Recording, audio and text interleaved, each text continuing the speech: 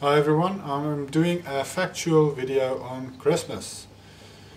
When I mention the name Jesus, I'm going to use his Hebrew name YAHUSHUA, and the Heavenly Father, I'm going to use the name YAHUWAH. Nearly all aspects of Christmas observance have their roots in Roman custom and religion. Consider the following admission from a large American newspaper, the Buffalo News, November 22, 1984. The earliest reference to Christmas being marked on December 25th comes from the 2nd century after Yahushua's birth. It is considered likely the first Christmas celebrations were in reaction to the Roman Saturnalia, a harvest festival that marked the winter solstice, the return of the sun, and honored Saturn, the god of sowing. Saturnalia was a rowdy time, much opposed by the more austere leaders among the still minority Christian sect. Christmas developed, one scholar says, as a means of replacing worship of the sun in the sky with worship of the Son of the Heavenly Father. By 529 AD,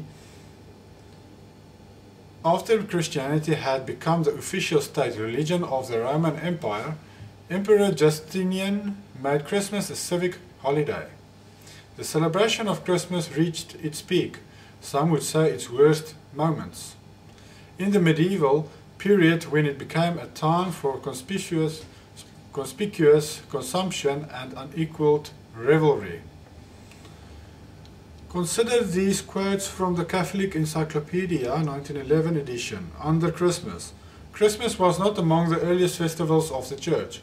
The first evidence of the feast is from Egypt. Further pagan customs centering around the January calends gravitated to Christmas. Under natal day, Origen, an early Catholic writer, admitted, in the scriptures, no one is recorded to have kept a feast or held a great banquet on his birthday.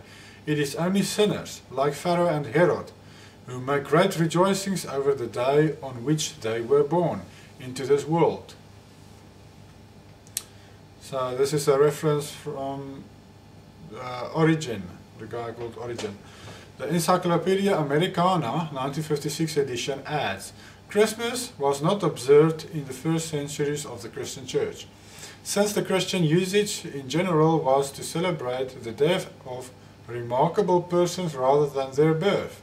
A feast was established in memory of this event, Christ's birth, in the 4th century. In the 1st century, the Western Church ordered the feast to be celebrated on the day of the Mithraic rites. Mithraic is Mitra, also sun god worship. I'll just read this again. In the 1st century, the Western Church ordered the feast to be celebrated on the day of the Mithraic rites of the birth of the sun in the sky and at the close of the Saturnalia, as no certain knowledge of the day of Messiah's birth existed. There is no mistaking the origin of the modern Christmas celebration. Many additional sources could be cited, and we will return to this later. Let's begin to tie some other facts together. It was 300 years after Messiah before the Roman Church kept Christmas, and not until the 5th century that it was mandated to be kept throughout the empire as an official festival honoring Messiah. Can Messiah be honored by Christmas? That's a question. The answer is, the most common justification that one will hear regarding Christmas is that people have replaced old pagan customs and intents by asserting that they are now focusing on Messiah. I have heard many say that they are honoring Messiah in their Christmas keeping. The problem is that Yahuwah does not say this is acceptable to him. Actually, he plainly commands against it. Keeping Christmas dishonors Messiah. He considers everything about it to be an abomination. Abomination means disgusting. We will soon see why. Messiah said, but in vain they worship me, teaching for doctrines the commandments of men. Matthew 15 verse 9, which is a reference to Isaiah 29 verse 13, I believe. Christmas is not a command of Yahuwah, it is a tradition of men. Messiah continued, "Full well you reject the commandments of Yahuwah, that you may keep your own tradition." Mark 7 verse 9. Every year throughout the world, on December 25th, hundreds of millions do just that. We will see that Yahuwah plainly commands, "Follow not the way of the heathen." But most people do not fear Yahuwah, and He allows them to make their own decisions. Human beings are free moral agents, free to obey or disobey Yahuwah Elohim. But woe to those who ignore the plain word of Yahuwah. Was Messiah born on December 25th? Messiah was born in the fall of the year. Many have mistakenly believed He was born around the beginning of the winter, December 25th. They are wrong. Notice the Adam Clark Commentary, Volume 5, page 370. New York edition. It was custom among Jews to send out their sheep to the deserts about the Passover, early spring, and bring them home at the commencement of the first rain. The first rains begin in early to mid-fall. Continuing with this same quote, "During the time they were out, the shepherds watched them night and day. As the first rain began early in the month of March, Esvan, which answers to part of our October and November begins sometimes in October. We find that the sheep were kept out in the open country during the whole summer. And as these shepherds had not yet brought home their flocks, it is a presumptive argument that October had not yet commenced, and that consequently our Messiah was not born on the 25th of December, when no flocks were out in the fields. Nor could He have been born later than September, as the flocks were still in the fields by night. On this very ground, the nativity in December should be given up. The feeding of the flocks by night in the fields is a chronological fact. See the quotations from the Talmudists in Lightfoot.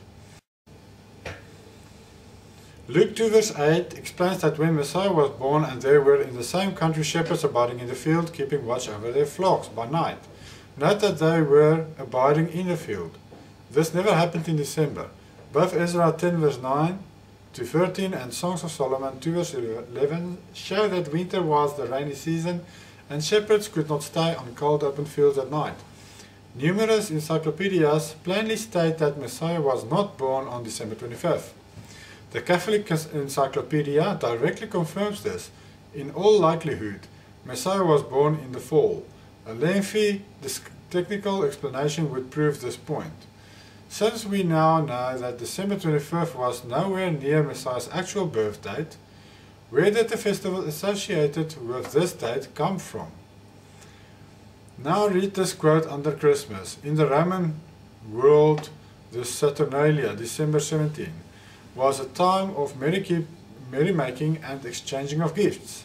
December 25 was also regarded as the birth date of the Iranian mystery god Mithra, the son of righteousness, meaning sun in the sky, not son of man. Because these people worship the sun in the sky. That is who Mithra is. On the Roman New Year, January 1, houses were decorated with greenery and lights, and gifts were given to children and the poor. To these observances were added the German and Celtic Yule rites, when the Teutonic tribes penetrated into Gaul, Britain and Central Europe. Food and good fellowship, the Yule log and Yule cakes, greenery and fir trees. Gifts and greetings all commemorated different aspects of this festive season. Fires and lights, symbols of warmth and lasting life, have always been associated with the winter festival, both pagan and Christian. This is from the Encyclopedia Britannica, 15th edition, volume 2, page 903. A final quote about the selection of December 25th as the birth date of Messiah is necessary. Note an article in the Toronto Star, December 1984, by Alan Edmonds, entitled "We Owe a Lot to the Druids Dutch." The Reformation cast a blight on Christmas. By then, of course, clever ecclesiastical politicians had adopted the pagan midwinter festival as the alleged birth date of Yahushua, Jesus, of Nazareth, and thrown in a few other pagan goodies to make their takeover more palatable. December 25th was not selected because it was the birth of Messiah, or because it was even near it. It was selected because it coincided with the idolatrous pagan festival Saturnalia. And this celebration must be carefully examined. In any event, we do not know the exact date of Messiah's birth. While Yahuwah certainly could have made it known, he chose to hide it from the world's eyes. Who was Saturn? Because we're talking about the feast Saturnalia, let's see who is this Saturn. Previous quotes introduced the subject of the Saturnalia. Let's carefully study just exactly who Saturn was. Consider the following quote from another large American newspaper, the Democrat and Chronicle, Rochester, New York, December 1984. The Roman festival of Saturnalia, December 17 to 24, moved citizens to decorate their homes with greens and lights and gifts to children and the poor. The December 25 festival of Natalis Solis Invicti, the birth of the unconquered sun, which is referring to a sun in the sky, was decreed by the Emperor Aurelian in AD 274 as a winter solstice celebration, and sometime later was Christianized as a date to celebrate the birth of the Son of Light, referring to Yahushua Messiah. So we see that they actually just put another name on this festival, which they celebrated long before Christianity started, or Yahushua even appeared on the scene. That it was called Saturnalia, and it started in Egypt. And it is the worship of the sun in the sky. And to make it more, as they say, palatable to the people to receive this festival of sun god worship, they said suddenly Jesus, Yahushua, was born on this day. So the Christians will also start to celebrate with the pagans.